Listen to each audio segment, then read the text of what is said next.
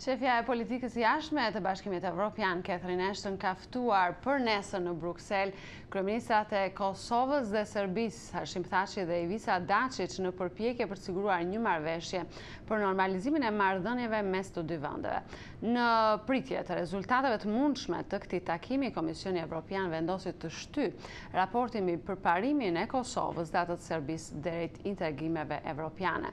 Nëse merren vesh, Serbia mund të marrë datën e fillimit të negociatave për anëtarësimin në BE, ndërsa Kosova atë të negociatave për marrëveshjen e stabilizimit e asociimit me Bashkimin Evropian. Nga Prishtina njofton korrespondenti ynë Besima Bazi.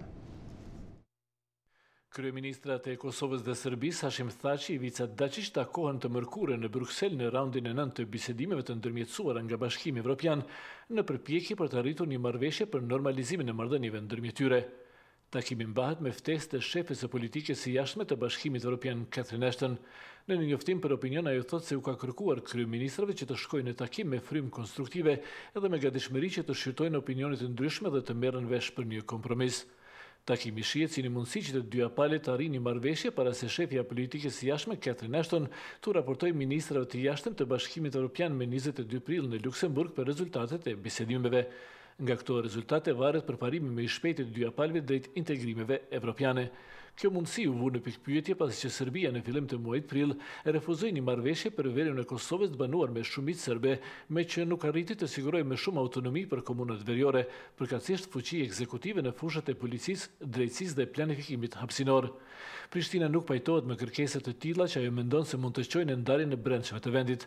Ky qëndrim u ritheksua edhe sot në prag të takimit dhe delegacioni i Kosovës shkon në Bruksel me gatishmërinë për themelimin e një asociacioni të komunave me shumicë serbe, por nuk do të pranojë kërkesat e Serbisë që ai të ketë pushtet ekzekutiv. Nëse palët pajtohen, atëherë Serbia mund të sigurojë datën e fillimit të negociatave për anëtarësimin e Bashkimit Evropian, ndërsa Kosova atë të marrëveshjes së stabilizim asociimit. Në pritje të rezultateve të bisedimeve dhe Komisioni Evropian ka vendosur të shtyjë raportin mbi përparimin e dyja palëve drejt integrimeve evropiane, raport që ishte planifikuar të miratojë sot.